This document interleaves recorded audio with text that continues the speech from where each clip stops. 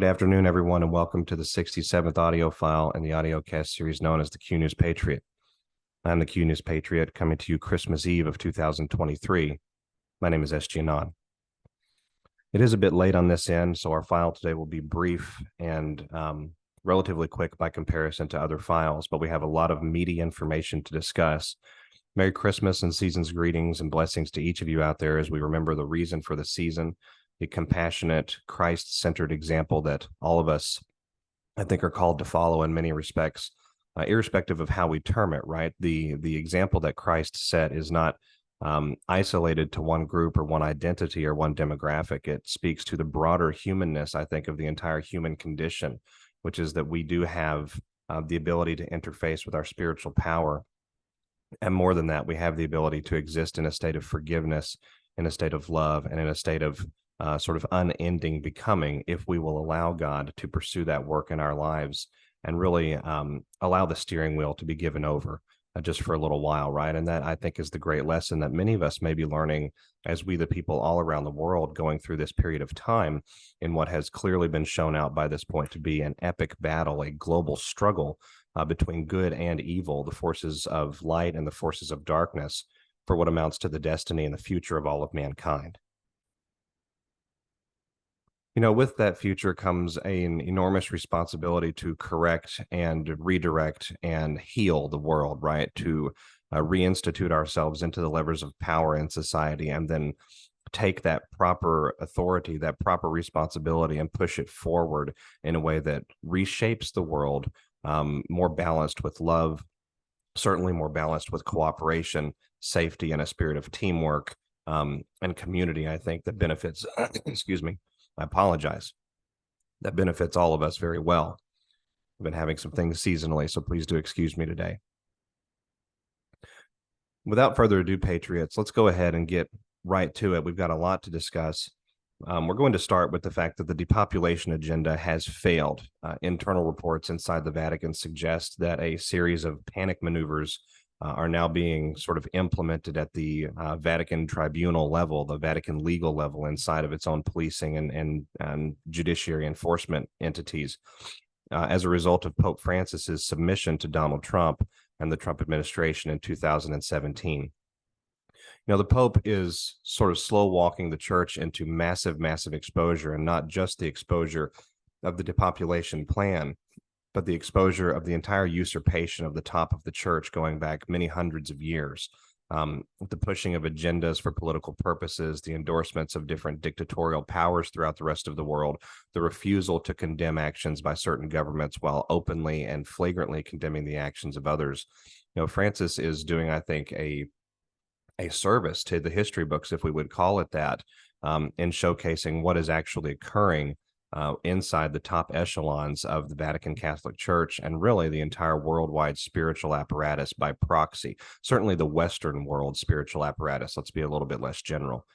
So we know then that Francis will eventually arrive at a point, or that we will arrive at a point, I should say, where Francis is going to pass away into the annals of history, right? They've had a number of different narrative preparations come out discussing Francis's health, and it is my belief that as we walk through this process, the exposure of the Vatican's arms of control and the different agendas and occultic powers that actually drive the top of the church will lead that institution, that entity, to attempt to replace Francis, certainly to remove him from the fore at their earliest opportunity. And we're seeing the narrative prep put out for that now. Just in the last 4 weeks, listen to these excuse me, headlines that have come out. Pope Francis has mild flu, hospitalized for precautionary measures. A look at Francis's health over the years. Is it time to worry about the Pope's health? Yes, but it's complicated. Pope poorly cared for, health succumbs to fragility. The Pope has said he is not well amid health concerns. Francis goes to the hospital after coming down with the flu. Pope forced to pull out of the Climate 28 agenda trip because of health issues. Vatican offers update on the Pope's health. Let's see here. Hospital tests on Pope rule out respiratory problems. Let's see, go down here. The Pope Francis has a long history of health problems, and Pope Francis's health, a CNA, a Catholic news agency, timeline. So all of these headlines, or nearly all of these headlines, except for the last two, coming out over the last 4 to 6 weeks, we're clearly setting the stage. We're clearly preparing the narrative for the removal of Pope Francis publicly for the mass population to see and digest. It's my belief that that is going to come early to mid 2024. These narrative seeds usually take a few months to flesh themselves out, to really ingrain and gestate out there in the mass population consciousness. But through this process, a number of individuals that have been placed into submission and not yet dealt with, and we can highlight many of those on another file. Throughout this process, that category of individual has been allowed to play out a specific or a particular role, which is advantageous to us from an espionage and information warfare, a great awakening style attitude. But they are eventually dealt with, right? They are eventually removed. For example, how many of you have been able to find recent video or recent appearances of individuals like Tom Hanks, Jim Carrey, and others, right? These sorts of personalities that were heavily involved in the awakening process in its very beginning and in its very forefront, and were certainly the topic of much conjecture from different Anon communities and good diggers and researchers out there.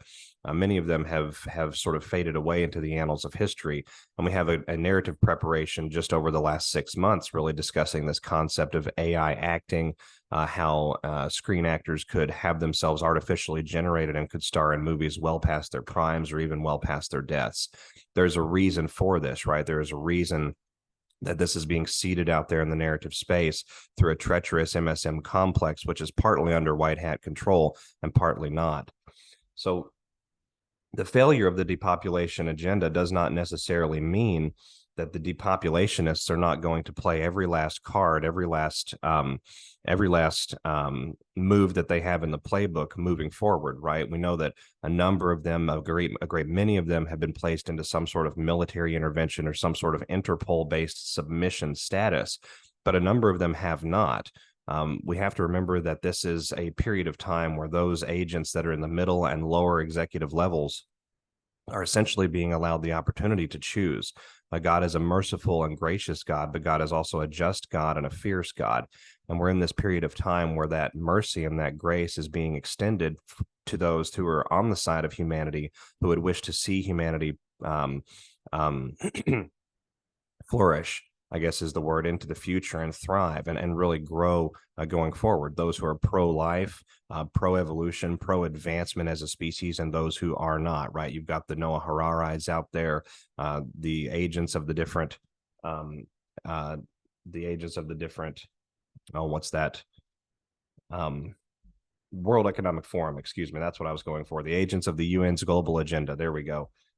Who seek to, malign and destroy humanity. And then you have individuals like Elon Musk, or at least, in verbiage and in proclamation, have come out and said things which seem very good and which really sort of tantalize and captivate the ears, the hearts, the minds of we the people everywhere. And so we've seen the actions of both of these sides, moving themselves in sort of this largesse fashion, not necessarily gracefully, towards one side and the other, this back and forth, this vying for control between the forces of light and the forces of darkness. And those forces of darkness are going to attempt every last thing that they can in this process. And so we've talked a little bit about this Plandemic number 2, and I think I've actually isolated out some additional details on that attempt and how that's going to come and why that's going to come.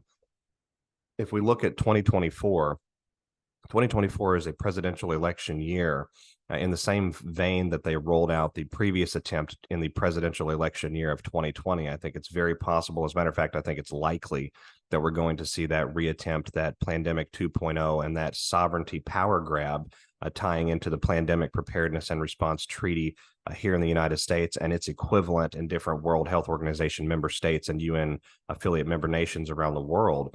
That power grab is coming, and it's going to come prior to the 2024 presidential election season. I really think it's going to come before that cycle really begins to heat itself up. We've talked a little bit about Marburg virus prior. We've talked about Marburg being the most likely candidate for such a reattempt. We've talked about the different agencies across the federal government here in the United States of America and other governments in the Western NATO bloc that have spent actual money, parted ways with actual resources, preparing for a hemorrhagic fever style breakout. The Ebola narrative has been cultivated and prepared really since the Hussein Obama days in very, very virulent and strong fashion in the sub-Saharan and West African continent in that area of the world. And I think it's very likely that we see a hemorrhagic fever in the form of a Marburg or a class of the Marburg viruses to come out and be the new breakout, the new catastrophic contagion that was wargamed just over the last 18 months by these same individuals, these same globalist interests, the Gates Foundation, the World Health Organization, different financial and transnational interests, right? That have been bankrolling the very same nefariousness here, going all of the way back for a number of decades now, but showing itself publicly in the COVID-19 bioweapon and the launch of the depopulation agenda on mankind. So when we talk about, what's coming, and we have to consider that this is a historic and ancestral moment in many regards for mankind, right? We're being faced down with an ancient enemy. We're being faced down with a group of psychopaths really at the top that have not made the choice to transition back to the humanity for humanity side, who are carrying out the actions of what they believe to be their leaders, their overlords, their oligarchs at the top, many of whom have been placed into submission and are now watching their legacy tarnished and destroyed as they're exposed in real time. But we have to remember that this playbook goes back a very, very long time. This is not just a new thing, right? Depopulation as a result of as a result of pathogenic virulence and spread of disease. That is a playbook that goes back to the Aztecs with smallpox. It goes back to the Black Death and the bubonic plague that swept Europe. And it goes back a number of different instances, even prior to that.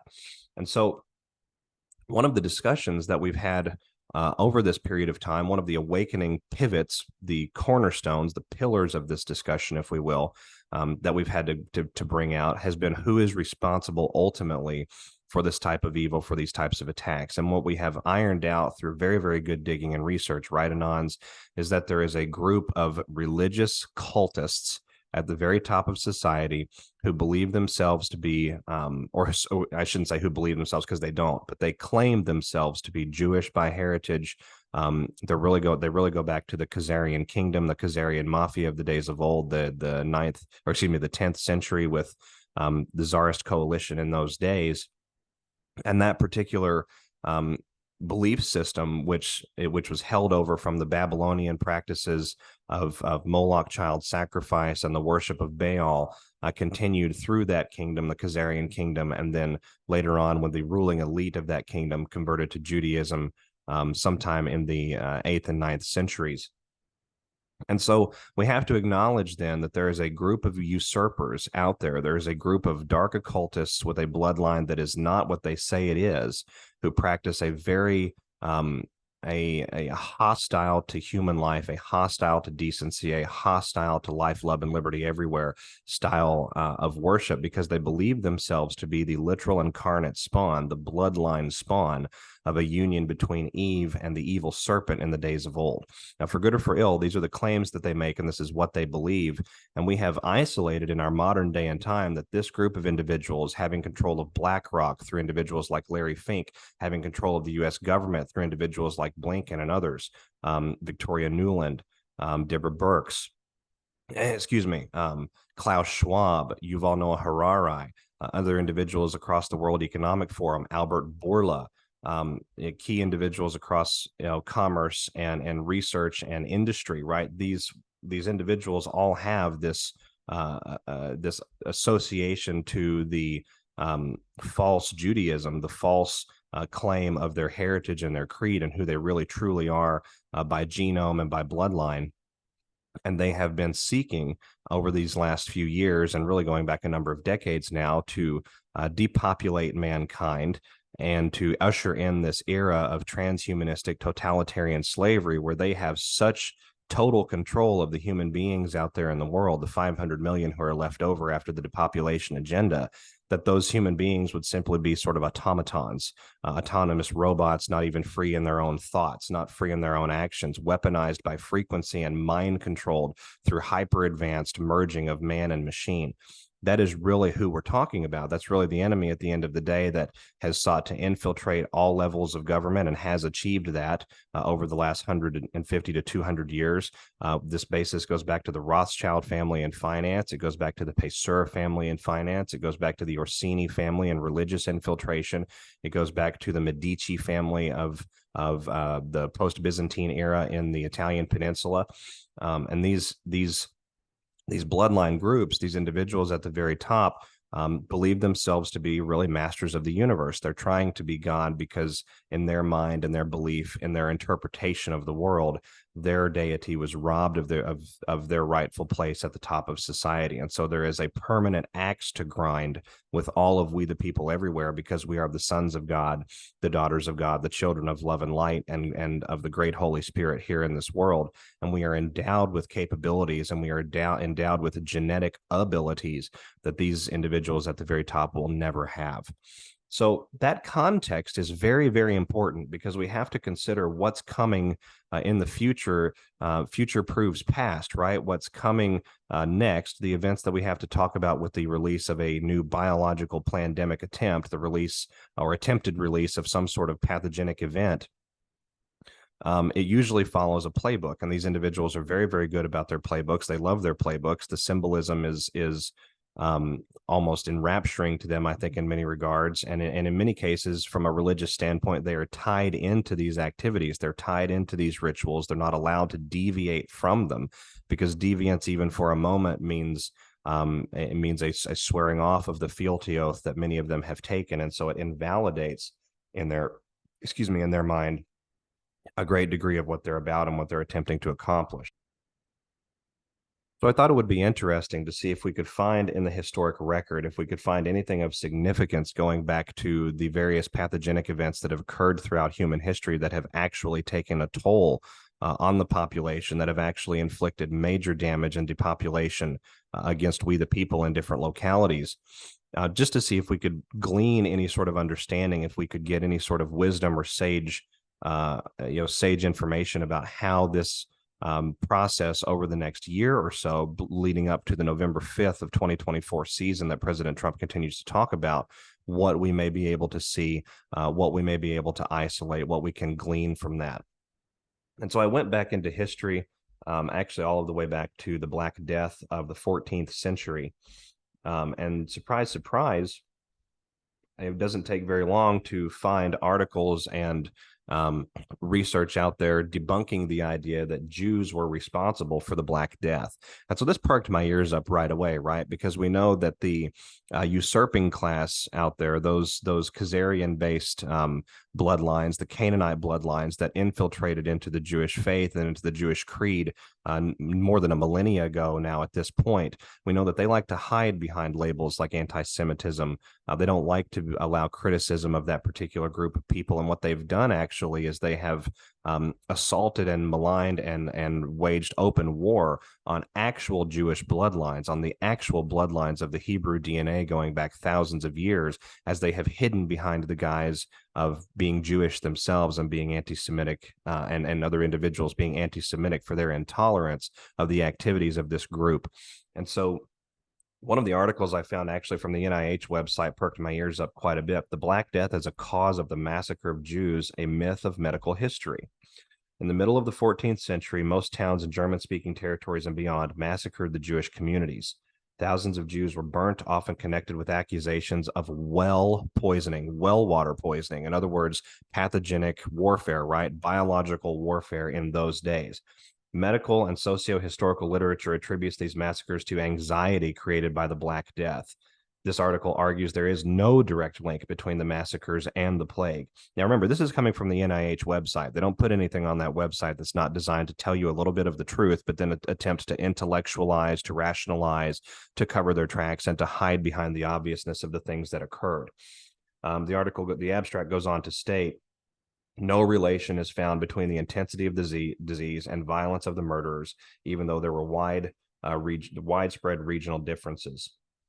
This article wants to draw attention to a myth in the history of medicine. The myth of the plague is the main cause of the massacres in the 14th century. So how can we possibly know that this is a myth, right? A number of primary sources of the day describe very clearly that there was a wave of anti-Semitism that swept Europe, simultaneously coinciding with the launch of the Black Death, with the beginning of the Black Death plague. And one has to ask, why then? Why in the 14th century? Why not for 200 years prior to that? Why not back 400 years prior in the 10th century, when the Tsarist coalition in the Caucasus regions and the Eurasian steppes was assaulting the Khazarian kingdom, right? Why did it take until the mid 1300s for this wave of anti-Semitism to suddenly arise in we the people kingdoms all around Western and Central Europe? One has to ask circumstantially, if this is a simple matter of anxiety breaking out over the population, why was anxiety not a factor in other wars, right? The situations that occurred leading up to the Crusades, the situations that occurred in the post-10th century coalition period, where the Kievan regime at that time, which was a proxy, sort of like a sub-state of the Russian power that was arising to the northeast. Why did it take this long, and why was it this specific event that led to this sort of behavior? So this is a question I have, and we're going to continue investigating this. Let me see here. In the history of the Jews, the 19th century historian Heinrich Gratz told a familiar story about the plague pandemic that swept Europe from 1347 to 1351. So 4 years, killing 25 million people. So this is concentrated primarily in Western and Central Europe. This is 2/3 of the population of the continent in those days, right? This is a massive depopulation pandemic style event, if there ever was one. Black Death was extremely virulent. It was another one of those situations where the story has been told that it jumped from rats to humans, that there was this cross species, this special jump of pathogen from one side to the other. And so that in and of itself has sort of never made a lot of sense, right? Let's see here. At least 25 million people died, and there were hundreds of Jewish communities were destroyed, and thousands of Jews were murdered. We come over here to an article called "The Black Death and the Burning of Jews." Come down here to the abstract. Let's see here. These persecutions began in earnest in 1348 and continued through 1351, when anticipation of or shortly after outbreaks of plague, Jews were accused of poisoning food, poisoning water wells and streams, and they were rounded up into city squares and exterminated by Christians and we the people in those areas, right? Let me see here. Social character remains hypothetical, often based on unexamined assumptions about character and reasons for them. So let's go over here. So we've set this basis then that there's this odd event. There's this weird rise, virulent, very rageful rise of anti-Semitism against a particular group of people, the Jews in those days. But we have to acknowledge this is 400 years after the Khazarian kingdom, the Khazarian cognate in the central Eurasian steppes and in the Black Sea area, what's now the Caucasus region, eastern Ukraine, etc. This is 400 years after that kingdom was annihilated by the Kievan and Russian coalition in those days, led by Vladimir the Great, and I believe it was Svatoslav of the Kiev kingdom. That group, that Khazarian group, the ruling elite, converted to Judaism prior to the annihilation and the subjugation of the kingdom itself. And we have historic records to show that the ruling elite of this kingdom, of the Khazarian cognate, left. They actually fled the cognate through Turkey, through Istanbul, what is now the Istanbul corridor, into East Europe, and began intermarrying with Europeans in those days, right? They began ingratiating themselves with the Vatican elite. They began ingratiating themselves with the royalty in Central and Western Europe, the Germanic kingdoms, right? And wouldn't you know it, if we go over here, we can find an article that says, surprise, Ashkenazi Jews are genetically European. The origin of Ashkenazi Jews who come most recently from Europe has largely been shrouded in mystery, but a new study suggests that their maternal lineage may derive largely from Europe. Let's go down here. Depending on whether the lineage is traced through maternal or paternal DNA or through the rest of the genome, researchers get very different answers for whether Ashkenazis originally came from Europe or the Near East. Past research found that 50 to 80% of DNA from the Ashkenazi Y chromosome, which is used to trace male lineage, originated in the Near East, but historic documents tell a different tale. Based on accounts such as those of historian Flavius Josephus, by the time of the destruction of the Second Temple in 70 AD, as many as 6 million Jews were living in the Roman Empire outside Israel. In contrast, only about 500,000 were living in Judea in that time. The major Jewish communities were outside Judea, according to the historical record. So what does this tell us? Well, this is actually consistent with the idea that the ruling elites of the Khazarian kingdom, right, the holdovers of the Canaanite, Phoenician bloodlines in that area of the world who migrated north and then northeast and then more northerly around that eastern coast of the Black Sea and settled in the Caucasus regions, right?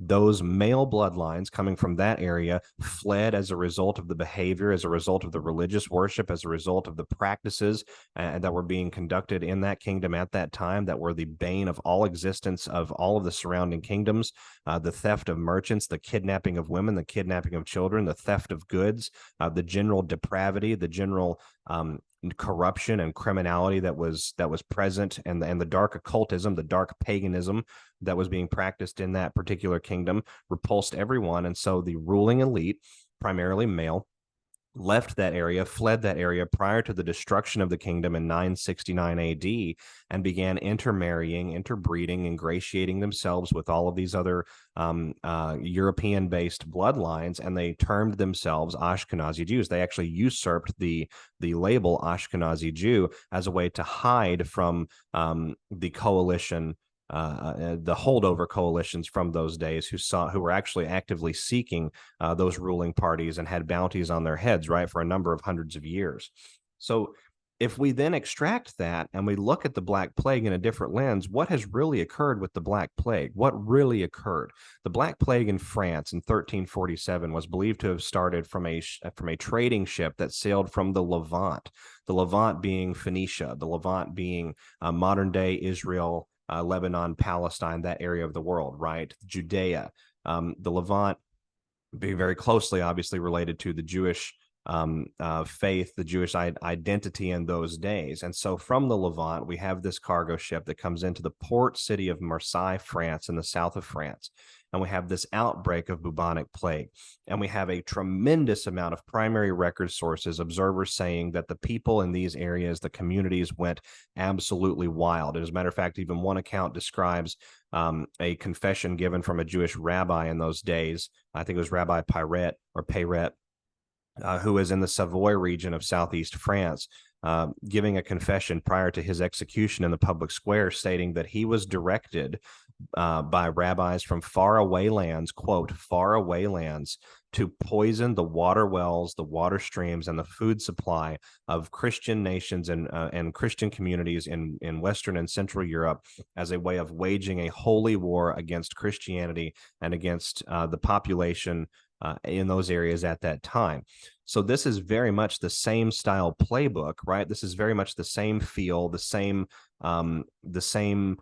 pattern, right? Pattern recognition being a good thing to rely on, that we have seen occurring in recent days, right? And in recent years. The poisoning of our air through chemtrails, the poisoning of our water supply through very advanced chemical cocktails, the poisoning of the water supplies in certainly in the developing and industrial nations like China, India, Southeast Asia, etc. Those are being actively and were actively poisoned for the corona pandemic. And that poisoning led to the expansion of the disease. It led to the expanded virulence of the disease, right? And then, of course, the mRNA in our food, the mRNA in our water, the mRNA in different medications, the poisoning of medications with mercury, heavy metals, etc.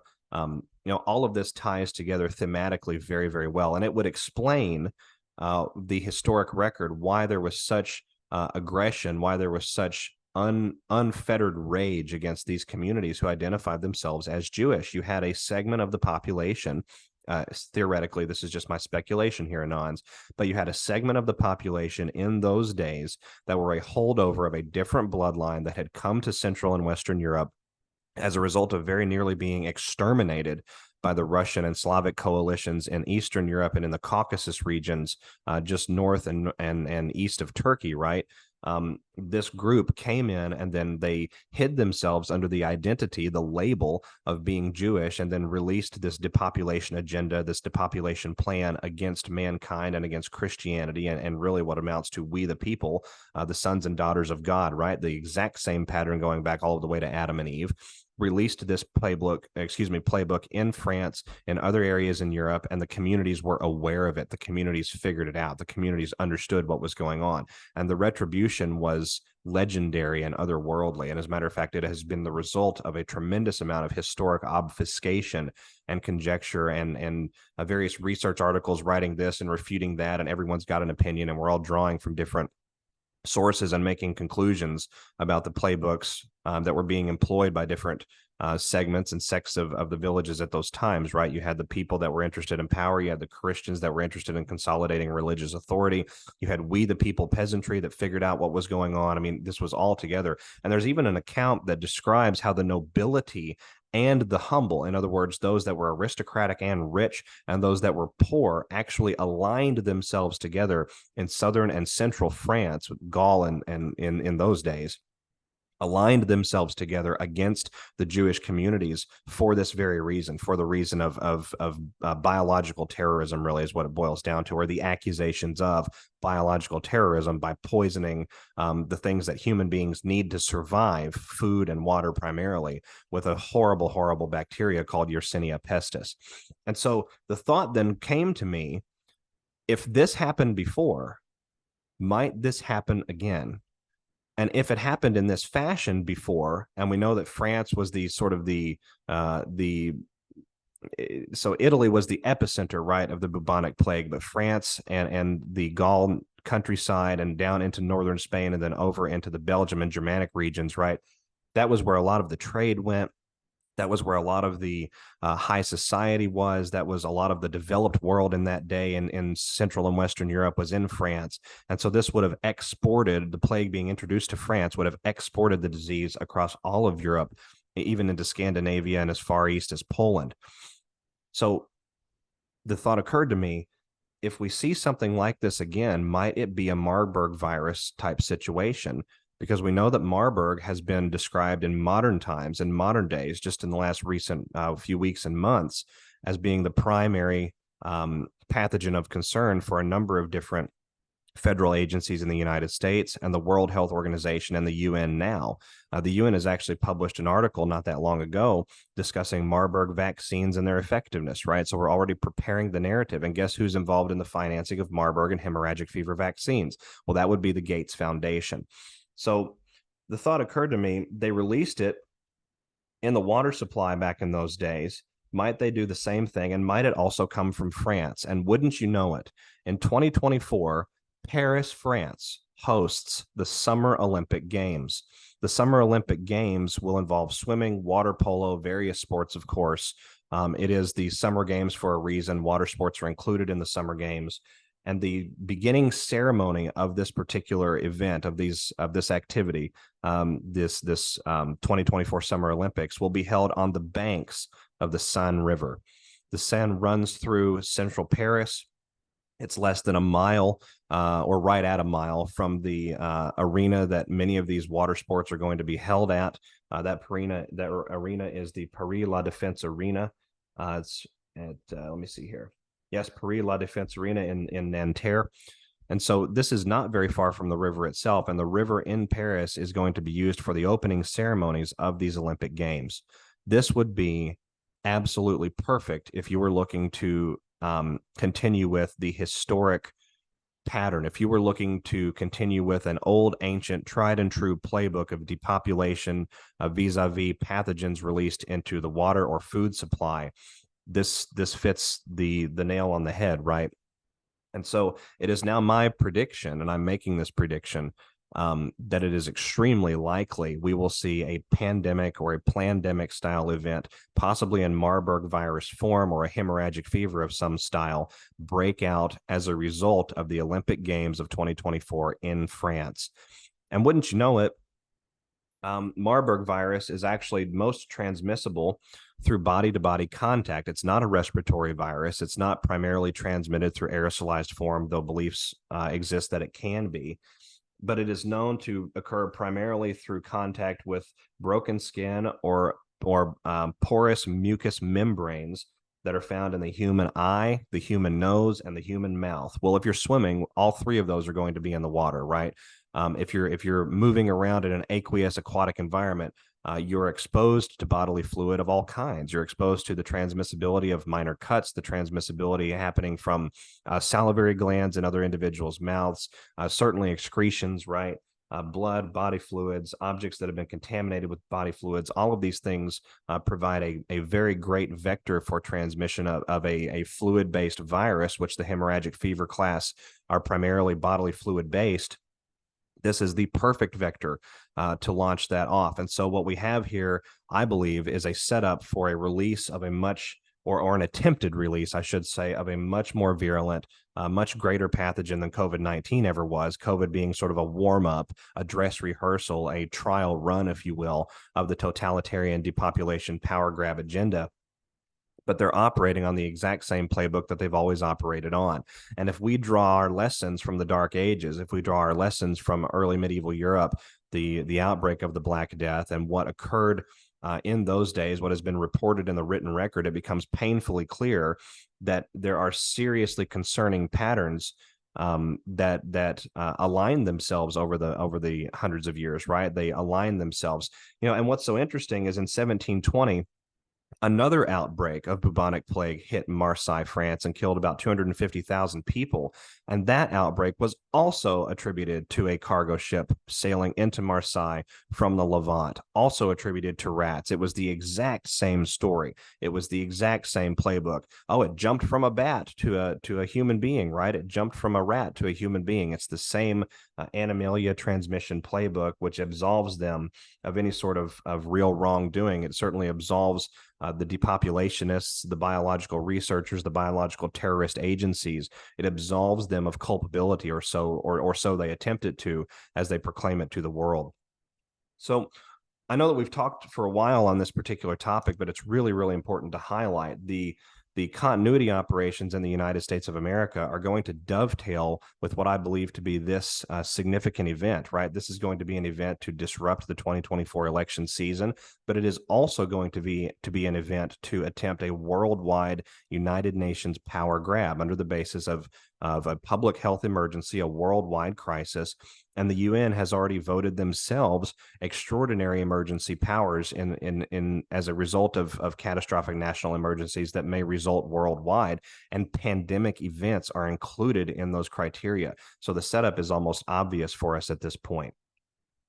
So assuming for a moment then, Anons and Patriots, that this is correct, assuming for a moment that we have any sort of real basis that we can draw from on this particular topic, we have to ask ourselves, what do we do in response to it? What do we, the people, how do we respond? How do we plan for this? What is the appropriate measure? And I think obviously the preparedness that we've been doing for a long time plays in. But more than that, we have to acknowledge that this is also an irregular situation around the world. This is an unusual special operation militarily that is driving these depopulationists to an exposure fully of their agenda. We talked a little bit about that earlier with Pope Francis. Francis right now is the worst thing to happen to the Catholic Church, locus of control at the very top, because the dark occultists are being shown out for the agenda and the paganistic politicians, the political entities that they really are. So what else is being shown out? Well, we're being shown that the U.S. military continuity of government operation is moving into a new phase, is moving into a big phase, and we're seeing very clear nods out there to the awakened patriots to show that there is more at play, but that we do have a part in all of this, right?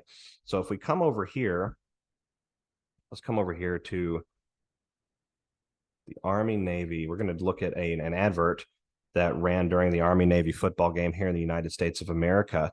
And this sort of dovetails the military operation component happening in the background while this agenda is being forced out into the fold, right? So I'm going to share my screen with each of you here.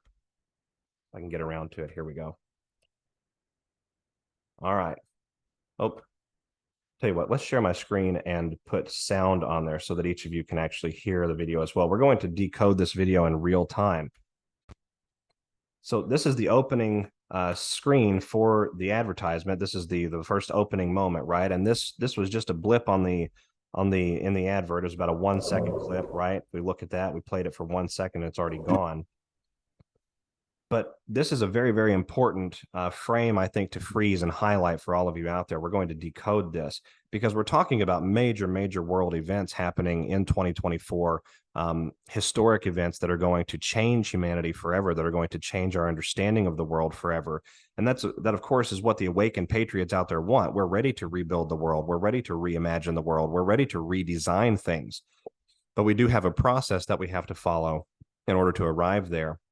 And the military does have a part to play. And we have to remember, too, that the militaries around the world, not just in the United States, but all around the world, are working against sabotage and infiltration in their own ranks. They're working against different elements of command and control that are not on board with them. They're trying to avoid a civil war and an internal conflict scenario, right? Which would spill out into a much broader conflict very quickly. For example, here in the United States of America, where more than 170 million Americans own firearms. So the beginning of this advert shows us clearly a letter Q. But where is the Q pointing to? This is our Q tick, right? But where is the Q pointing to? Well, it's pointing right here. This is our red dot. This is a red button, right? It's pointing to the red button, a little rocket man, a big red button, right? Some sort of reference to a last minute into the line sort of desperation play. And if you couldn't tell, back here in the background, we have the U.S. state of Florida. So this operation coming, at least in some part, from Florida and helping to be coordinated from that area, whereas Mar-a-Lago. So, excuse me. If we look over here at our red button right up here, or this red association, this red light coming to meet this particular hole, it moves us over here, and the red light actually points to this number. This number is a little bit murky here in the beginning of the advertisement. We'll go through this in just a minute, Anons, but this number is going to be very, very important here in just a moment. So let's play this out.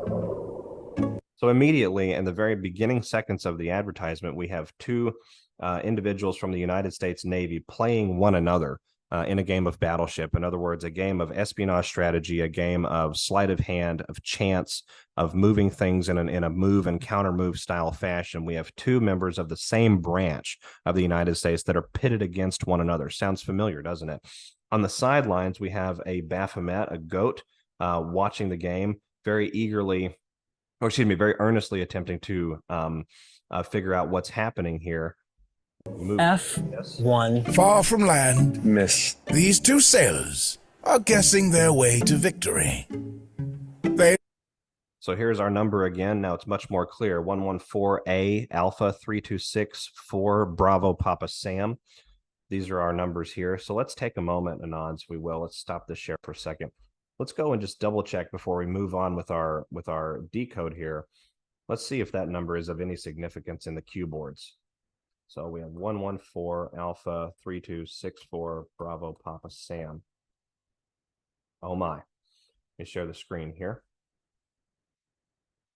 After plugging that into the Q drops, it returns us one drop 114 with a delta of November the 5th of 2017, November the 5th of 2024. Very interesting, a 7-year delta right there. And the drop reads, U.S. military savior of mankind. We will never forget. Fantasyland, God save us all. So let's come back over here. So this is now clearly a cue and a highlight to the United States military and an ode to the United States military in this process. So something is coming, right? We have to acknowledge that all along in this irregular espionage war, all along in this clandestine conflict, we have evidence to show that a broader military operation is occurring, not just in the United States, but in multiple theaters all around the rest of the world. And it is happening to force out the depopulation agenda, to force into the light those individuals at the very top of society who are controlling the levers of power and what specifically their agenda really truly is against mankind. Let's continue forward in our... Enjoy a well-lit natural habitat, devoid of any and all danger. And while they're enjoying a well-lit natural habitat devoid of any danger. In other words, we're all in the club together. We're self-insulated. We're self-secure. We've achieved command and control. We've achieved infiltration and control. All is well. This period of time right now is just an uncertain period of time, but we will get through it together. We meaning the deep state. We meaning the Hydra. We meaning the military intelligence industrial complex community, right? Believing themselves to be safe and secure until heightened senses have evolved to detect trouble 10,000 feet away.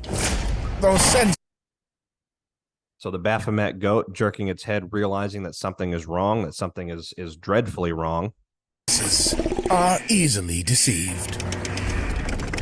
A dance standing up and now leaving the table. So the goat is leaving the table. of deception leaves them The goat shakes its head and continues to walk back. two choices: flight or fight. This sailor, however, remembered a third option: surrender. Pathetic. I sink your... So fight or flight, right? Fight or flee. These are the two options discussed on the battlefield mostly, fight or flee. In other words, advance or retreat.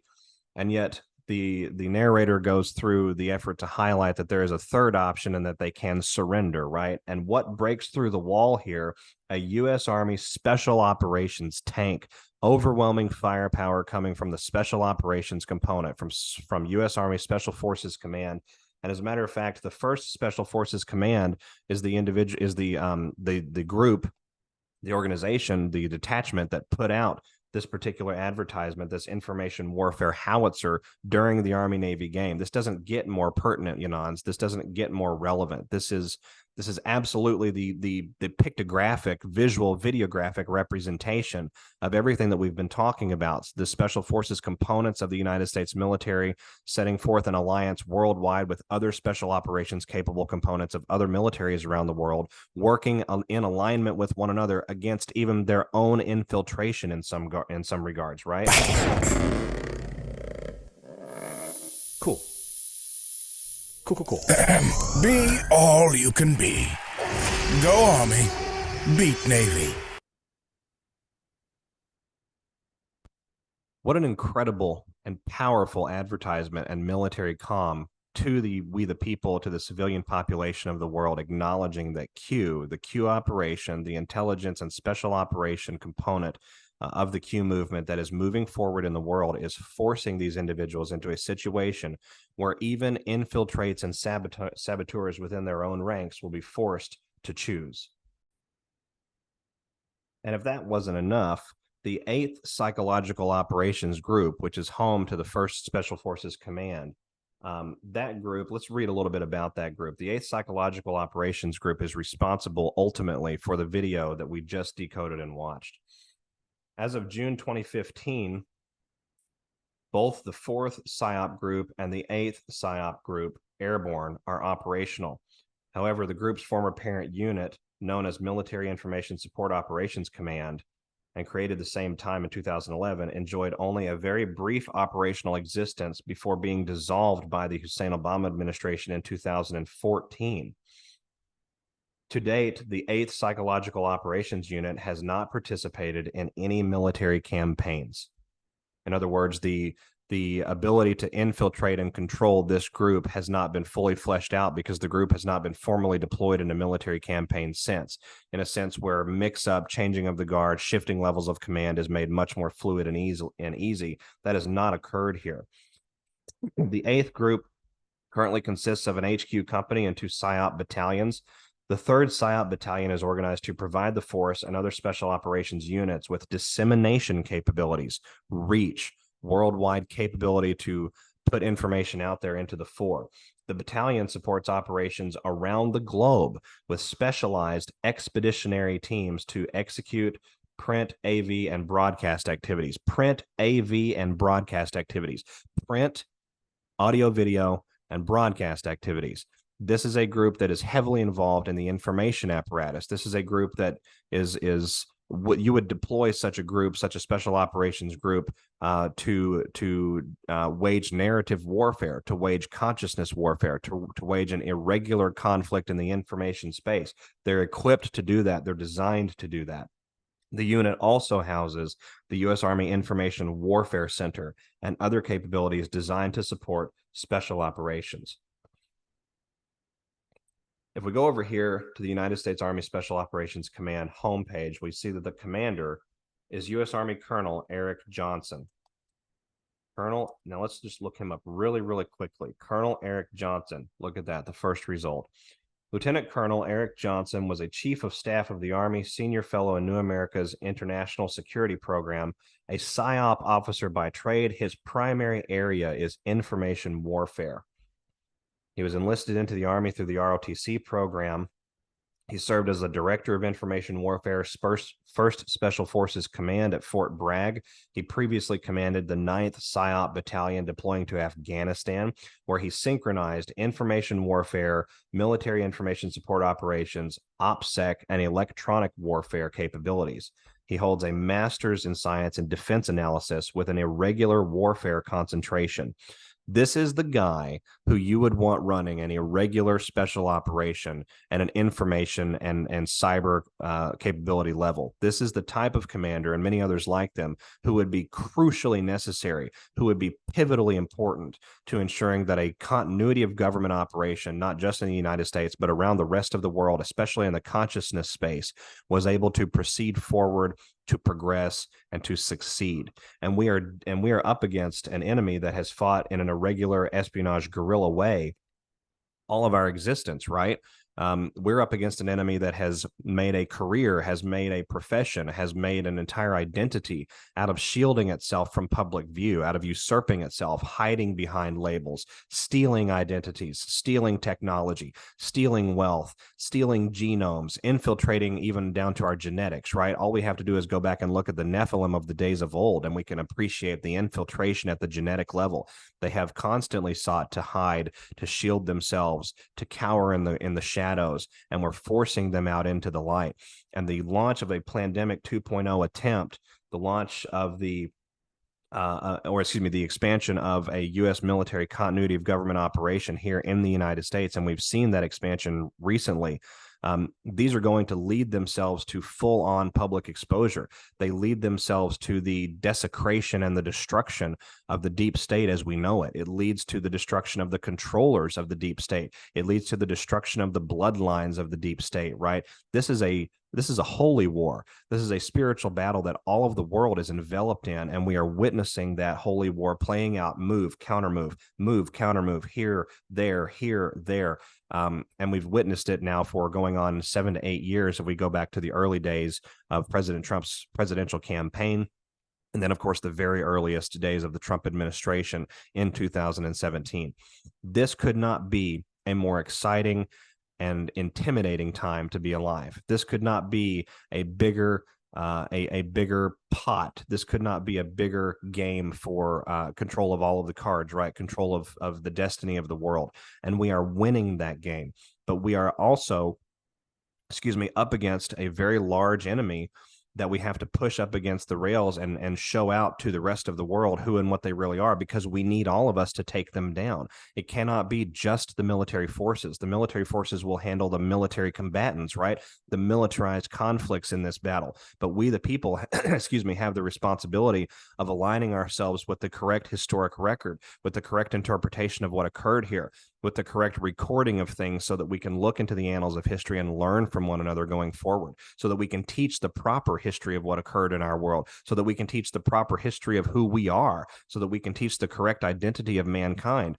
The the genetic abilities that have been suppressed from mankind, the extrasensory capabilities that have been suppressed from mankind, who we really are under God, who we really are before the Father, who we really are before the Almighty of all things, and what Jesus Christ in us really means, right? That is the essence of what is occurring here. That is the essence of this battle. That is the important part to remember as we go forward. We have the militaries of the world in a great many arenas that have aligned themselves with one another to prevent the desecration and total destruction of mankind.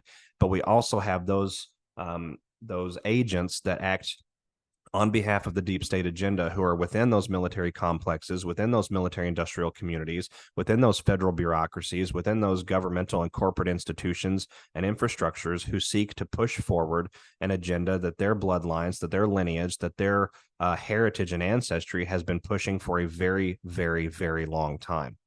And we win and they lose. Anons, Patriots, this could not be a better, more blessed Christmas. This could not be a more exciting time to look at the 2024 season and realize what is coming down the pike. This could not be more tumultuous, more terrifying, and more exhilarating all at the same time, right? It's like it's the adrenaline rush of a lifetime for individuals like myself and others that have been researching these nefarious webs for many years now and are starting to realize the coalescence of these webs in the public space. And that adds context to other research that I've been doing for a long time that I've not been able to fully understand, that I've not been able to really piece together and put all the puzzle pieces, because there's just so many different levels of obfuscation and the history records that have been burned and changed, right? And we're seeing all of that brought about in such a way that the patterns, the overall themas, the schemes that have been put out against mankind for hundreds of years, they're all the same playbook. Ecclesiastes tells us there's nothing new under the sun, and now we can read their book. It is incredible. It is amazing, and it is a blessing for all of us. I am extremely excited to wish each of you a Merry Christmas this year and a wonderful New Year as we move into the new season. 2024 will be a year of change like no other. 2024 will see the death of the U.S. petrodollar in a way that has not been really conceived of in more than 100 years. 2024 will see the reshaping of different worldwide financial and energy markets. 2024 will see the exposure of the depopulation agenda and to what end it is really aimed. 2024 will see the exposure of the UN world sovereignty grab, right? The usurpation of sovereignty and the institution of totalitarianism, the attempt of that as a part of daily life, right? Conspiracy theorists will be conspiracy no more. Theorists no more. We will be conspiracy analysts more than anything at this particular juncture in the game, and that will not be any more apparent in any other year, I think, moving forward as humanity than 2024. I am elated to ride this with each of you all of the way to the end, and I hope that you are as well. Step outside today on this Christmas day, or on this Christmas Eve, excuse me. I guess it'll be Christmas Day by the time most of you hear this. Step outside today and really enjoy the air, really enjoy the sunlight, really feel God around you, really feel nature encouraging you, really try and interface with those broader parts that make humanity humanity. We are spirits. We are spiritual beings, in a physical body, in a physical form, having a physical experience. But we are broader spirit. We are all one with one another under God. We are all extensions of the Holy Spirit here in the world. And our charter is to change this world for the better. And we will. Our children and our grandchildren deserve it. Ladies and gentlemen, it's been a pleasure coming back to you with our file today. File 68 will come pretty soon after this as we progress through these last days of 2023 and into 2024. And I'll be back with each of you again soon. This is SG Anon. Thanks. Bye-bye.